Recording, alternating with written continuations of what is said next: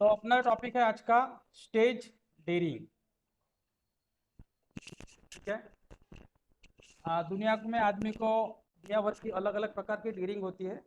उस dairying में से एक dairying है स्टेज पर कैसे बोलने का है, how to speak on the stage. अभी अपने को स्टेज पर बोलने की अगर डेयरिंग बढ़ाना है तो स्टेज पर बोलने के कितने प्रकार है पहले कंफर्म कर लेते हैं।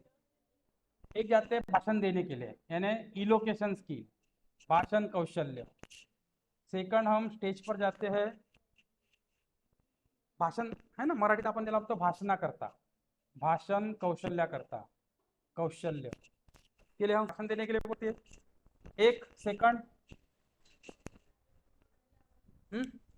हाँ, संचालन करने के लिए यानी कॉम्पेरिंग स्किल, कॉम्पेरिंग स्किल संचालन कौशल्य के लिए त्याला मराठीत आपण म्हणतो हा संचालन कौशल्य, संचालन कौशल्य। दुसरं आपण संचालन करतो पहा, आप एखादी मोठा प्रोग्राम राहते आणि त्या प्रोग्रामचं आपण कंडक्ट करतो, संचालन करतो, तर आपण म्हणतो इंग्रजीमध्ये कॉम्पेरिंग स्किल, हाँ एंकरिंग। ठीक है। तीसरा जो मुद्दा है किसके लिए, हाँ डिबेट, डिबेट डिबेट के लिए जरूरत पड़ती है। डिबेट मुझे वाद विवाद, आदमी रहते हैं स्टेज पर और अपना अपना मत व्यक्त करते हैं, उसको डिबेट बोलते हैं। ठीक है, डिबेट। चौथा नंबर प्रेजेंटेशन। प्रेजेंटेशन मालूम है आपको, किसी मुद्दे को, किसी पॉइंट को दुनिया के सामने रखना है, प्रेजेंट करना है, तो उसके लिए अपन बार बार स्टेज पर जाते हैं, उसको बोलते हैं प्रेजेंटेशन। ठीक है। Fifth number selling. Selling Mane बेचना, बेचना। कुछ तो हम बेचते हैं, देखो अब तुम बोलेंगे सर हम तो सेलिंग के लिए तो ऐसे अकेले अकेले ही सेल कर सकते हैं। तुम अगर अकेले अकेले सेल करते हो तुम एक दो लोगों को सेल कर पाओगे, लेकिन अगर आपने 50 लोगों के सामने अपना टॉपिक, अपना प्रोडक्ट रखा, जैसे तुमने बस में देखा होगा, have you found in the bus, देखो टिक टिक टिक करते हैं।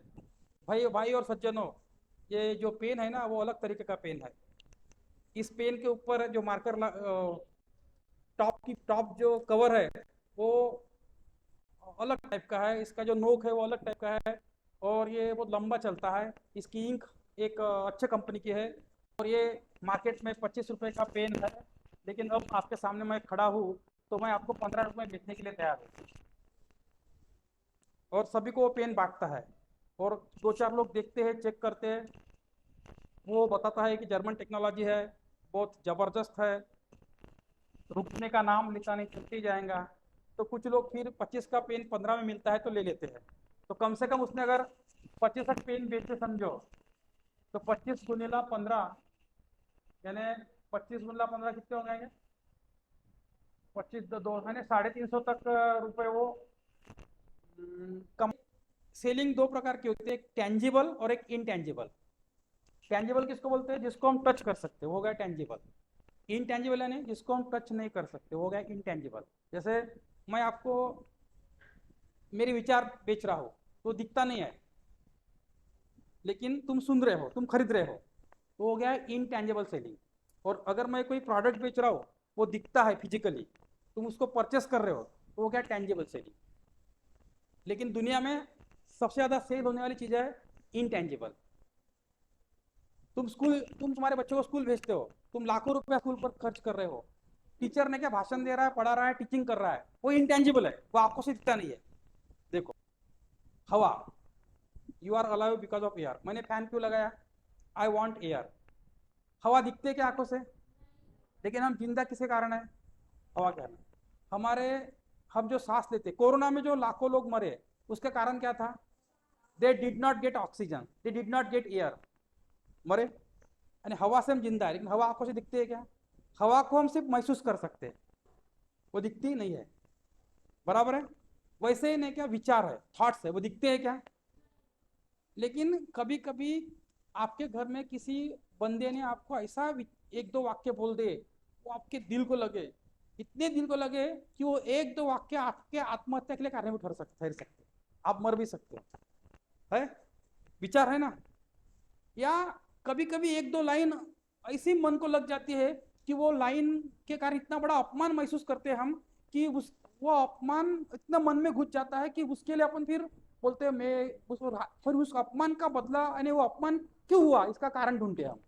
फिर अपने को कारण मालूम किया कि मैं गरीब हूँ इसलिए मेरा अपमान हुआ है, तो फिर रात दिन तुम काम को लग जाते हो और अमीर बनने की कोशिश करते हो, और तुम बाद में दो तीन साल के बाद क्या हो जाते हो, अमीर हो जाते हो। हर जगह होती है, ये छोटी सेलिंग है।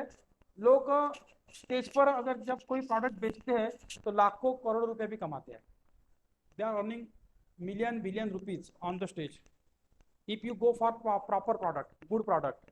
जैसे विवेक बिंद्रा का जब सेमिनार होता है बड़े स्टेज पर, तो वो अपने ब्रांड को, अपने प्रोडक्ट को, अपनी चीज़ों को सेल करने के लिए आता है। लोग 500 1000 2000 3000 टिकट निकाल के वहाँ बैठते हैं, मालूम है। तो वो लाखों रुपए कमा के जाता है विद the help of selling. Okay, यानी वो अपने विचारों को सेल करता है, अपने ब्रांड को सेल करता है। और last time I told you one point again, विचार ऐसी चीज है कि जो आंखों से दिखती नहीं है लेकिन मार्केट में सबसे ज्यादा सेल होती है। लड़का जो स्कूल में बैठा है सवेरे 7:30 बजे से 3:30 बजे तक, 3 बजे तक, वो विचार सुनता है, वो टॉपिक सुनता है, वो सब्जेक्ट सुनता है, वो मैटर सुनता है, बराबर है। बाद में उसको पकड़ने के लिए वो लिखता है। लिखना इसलिए पड़ता है कि हम भूल जाते हैं, तो उसको पकड़ के रखने के लिए लिखना पड़ता है। विचारों को हम पकड़ के रखने के लिए लिखते हैं, बराबर है, ये मानते हो कि नहीं आप, बराबर है। और दुनिया में जो लाखों करोड़ रुपया खर्च होता है वो विचारों पे ही खर्च होता है। हम कोई लोग प्रवचन सुनने जाते हैं तो विचार सुनने जाते हैं, कोई लोग भाषण सुनने आते हैं तो विचार सुनने आते हैं। हर चीज में विचार होता है। देयर आर द थॉट्स, बराबर है। और आपको भी भाषण देने की कला जो लर्न करना है, तो इसलिए लर्न करना है कि आपके पास कुछ विचार है। उम्र के साथ आप जो मैच्योरिटी प्राप्त हुई, जो एक्सपीरियंस प्राप्त हुआ, जो ज्ञान प्राप्त हुआ, तो आपको लगता है कि हमारे पास कुछ विचार है और हमें 100 लोगों को देने हैं। इसलिए आपको क्या पढ़ना पड़ेगा, आपको इसलिए स्टेज डेयरिंग पढ़ना है। पर आप में से ऐसा लगता है कि मेरे पास विचार ही नहीं है, फिर मैं स्टेज डेयरिंग क्या को पढ़ूं, ऐसा है कोई? या आपको ऐसा लगता है कि बाकी लोग स्टेज पर मस्त भाषण देते हैं, मुझे भी लगा कि मुझे भी देना चाहिए, इसलिए मैं आपके क्लास में पढ़ने के लिए आया, ऐसा कोई है? नहीं, देखो, आदमी मेहनत तब करता है तब उसको वो चीज करने के पीछे का रीजन मालूम होता है। आदमी मेहनत तब नहीं करता है जब उसको वो चीज टाइम पास के तौर पर करता है। एक दो वाक्य ऐसे होते हैं कि जीवन बदल सकते हैं, बराबर है। तो जीवन में थॉट्स, विचार, 1.5 घंटा समय खाली था मेरा, घर में वो समय कट नहीं रहा था, घर में बोर लग रहा था, तो मैं जस्ट कुछ तो भी टाइम पास करने के लिए मेरे दोस्त के साथ में चला आया। एक ऐसा विचार होता है। और एक विचार होता है कि आपको अंदर से लगता है कि मुझे कुछ तो भी एक ऐसी बड़ी चीज करना है, और वो बड़ी चीज करने के लिए मेरे पास एक शस्त्र चाहिए, जो शस्त्र के बेस पर मैं बड़ी चीज कर सकता हूँ, और वो क्या है, स्टेज डेयरिंग है। तो दो चीजें गवर्नमेंट पढ़ाता नहीं है, गवर्नमेंट स्कूल, एक तर्क ज्ञान और एक तत्व ज्ञान। गवर्नमेंट स्कूल आपको रटना पड़ाता है, रटना यानी आंसर को रटो और अच्छे मार्क प्राप्त करो, बराबर है, सोचना नहीं पड़ाता है। जब तुम तर्क ज्ञान और तत्व ज्ञान को पढ़ते हो तो तुम सोचना के लिए मजबूर होते हो, और जिस दिन तुम हर चीज के लिए सोचने के लिए मजबूर होते हो, सोचते हो, उस दिन तुम सत्य और असत्य का डिफरेंस अंडरस्टैंड करते हो। और जिस दिन तुम डिफरेंस को स्टडी करते हो उस दिन तुमको सही पाथ को लेते हुए आगे कैसे बढ़ना है, बड़ा आदमी कैसे बनना है, कुछ तो भी कैसे बनना है, उसका ज्ञान प्राप्त होता है, बराबर है ना। तो सोच से आदमी डिसाइड करता है कि मुझे जाना क्या है, सोचने से, बराबर है। तो स्टेज डेयरिंग ये विषय हमें क्यों चाहिए, इसके लिए पहले सोचना पड़ेगा। Why I want to speak on the stage. तो समझो मेरे को स्टेज डेयरिंग क्यों चाहिए, अगर मैंने सोचा, उस समय मैंने सोचा था कि मुझे स्टेज पर बोलना क्यों है, मुझे भाषण देना क्यों पड़ना है, मुझे प्रेजेंटेशन करना क्यों पड़ना है। वैसे इतना नहीं पढ़ना था, मेरी थी जरूरत टीचिंग, मुझे टीचिंग करना था।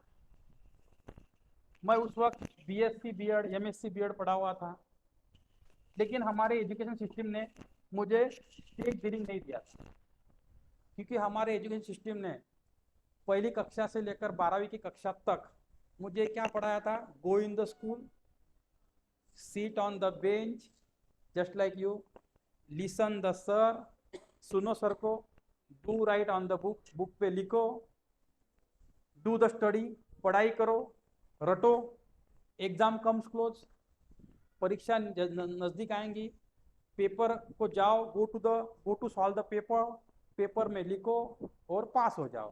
और पास होने के बाद अगर अच्छे मार्क मिले तो आजू बाजू वाले को बताओ, पेड़ा लेके जाओ, गो विथ स्वीट, और उनमें बांटो और एंजॉय करो। और गर्व से बताओ कि मैं फेल, मेरे को 80% मिले, 90% मिले। अगर तुम्हारा लड़का 10वी पास होता आहे, आपलं मत व्यक्त करणं शिकवत नाही, बरोबर आहे? मग मला तेव्हा खूप नितांत गरज पडली की मला जर मुलांना शिकवायचं आहे तर माझ्यापाशी स्टेज डेअरिंग पाहिजे, बरोबर? I got need of it. मग स्टेज डेअरिंग शिकण्याकरता मी प्लॅनिंग केला. काही ठिकाणी मी शिकवायला गेलो, पण मी फेल ठरलो. माझ्यापाशी नॉलेज होतं, माझा अभ्यास होता, पण मला मांडणी करता येत नव्हती, मला स्टेजवर चांगलं बोलता येत नव्हतं. 3-4 शाळेने मला रिजेक्ट केलं, 4-5 शाळेने रिजेक्ट केलं, म्हणजे नॉलेज असून मांडणीच नव्हती करता येत. मग मी प्रॉपर प्लॅनिंगनं वेळ देऊन ते शिकलो. तर जेव्हा शिकलो तेव्हा मला एक मुद्दा पुन्हा कळला. I came to know one point again in it. हा कळला की स्टेजवर बोलताना आय कॉन्टॅक्ट पाहिजे. म्हणजे सर्व ऑडियन्सला असं वाटलं पाहिजे when you speak on the stage का the person who is talking on the stage is talking with me, is talking with me, is talking with me. Everybody should feel like this. प्रत्येकाला असं वाटलं पाहिजे का बोलणारा वक्ता माझ्याशी बोलत आहे, असं प्रत्येकाला वाटलं पाहिजे. हर किसी को लगना. कथा कथा 4 मित्र होते. There were 4 friend. 4ही मित्र खेड्यामध्ये राहायचे. दे वर लिव्हिंग इन विलेज. खूप दिवसभर काम करायचे, डेली काम करायचे, डेली काम करायचे, डेली काम करायचे. They were working whole day daily. They got bored. त्यांना बोर झालं. त्यांना वाटलं यार आपण खेड्यात राहतो, रोजचं काम करतो, रोजच्या शेतात जातो. We got bore. दे वर बोर टू मच. मग त्याने निर्णय केला आपण कुठेतरी फिरायला गेलो पाहिजे. We have to go to Rome somewhere else. पण जायचं कुठं? आपण तर साला एकदम श्रीमंत घरचे नाही आहो, आपण काही 10-20 हजार रुपये खर्च करू शकत नाही. ठीक आहे, मग आपल्या गावाजवळ नागपूर शहर आहे, तिथे आपण गेलो पाहिजे. मग त्यांनी टाटा सोमो किरायाने केली. ते रेंटेड टाटा सोमो. त्यांनी टाटा सोमो किरायाने केली आणि संडे मॉर्निंगला टाटा सोमोत बसले आणि नागपूरला गेले. नागपूरला गेल्यावर बर्डीवर त्यांनी टाटा सोमो थांबवली. ते है ना स्टॉप टाटा सोमो ऑन बर्डी. आणि मग बर्डीचं मार्केट पूर्ण घुमले. गरिबी त्यांनी सँडल, शूज, कपडे जे बी वस्तू आहे त्या खरेदी केल्या. They purchased sandal, shoes, whatever they wanted to purchase, ते परचेस्ड इट. मग खरेदी केल्यानंतर त्यांना भूक लागली. त्याने मग एका हॉटेलमध्ये गेले, थोडे साधारण हॉटेलमध्ये, आणि त्यांनी नाश्ता केला. नाश्ता केल्यावर बाहेर आले. They came out of the hotel. There was one hawker. तिथे एक फेरीवाला होता. फेरीवाल्याला म्हटलं की यार नागपूरमध्ये असं काही ठिकाण आहे का जिथं आम्ही खूप एन्जॉय करू शकू, थोडंसं प्रेक्षणीय स्थळ, तर आम्ही घुमू फिरू शकू. आम्ही घरून डब्बा आणलेला आहे, डब्बा खाऊ, मस्त एन्जॉय करू, टाइमपास करू. ठीक आहे म्हणे. तो जो फेरीवाला हॉकर्स होता तो म्हणे 2 किलोमीटर पुढे जा, एक टेम्पल आहे. 2 किलोमीटर पुढे जा, एक टेकडी आहे. देअर वॉज अ हिल आणि on the hill there is a temple. एक मंदिर आहे. ते मंदिर एक नंबर आहे, खूप मोठा बगीचा आहे. जा, मस्त तुम्हाला तुमचा मनोरंजन होईल, तुमचा टाइमपास होईल. मग ते गाडीत बसले आणि 2 किलोमीटर अंतर पुढे गेले. खूप मोठी टेकडी होती. मग गाडी पार्क केली आणि मंदिराच्या पायऱ्या चढले, टेकडीच्या पायऱ्या चढले. मंदिराच्या खूप जवळ गेले. They went to so close to temple. खूप जवळ म्हणजे टेकडी चढत चढत चढत चढत टेकडीवरच्या मंदिर जे होतं जवळपास पोहोचले. तिथे एक बोर्ड लावलेला होता. There was one board. मोठा बोर्ड होता. त्या बोर्डवर लिहिलेलं होतं remove your shoes and sandal here. तुमच्या चपला जोडे येथे काढून ठेवा. म्हणजे चपला जोडेला मंदिरात प्रवेश नव्हता. त्यांना टेन्शन आलं. त्यांना वाटलं आत्ताच आपण खरेदी केल्या, आपण गरीब घरचे लोक आहोत, मोठ्या मुश्किलनं चपला जोडे भेटते आपल्याला, आता करायचं कसं? त्यांनी नवीन चपला जोडे पायात घातलेले होते.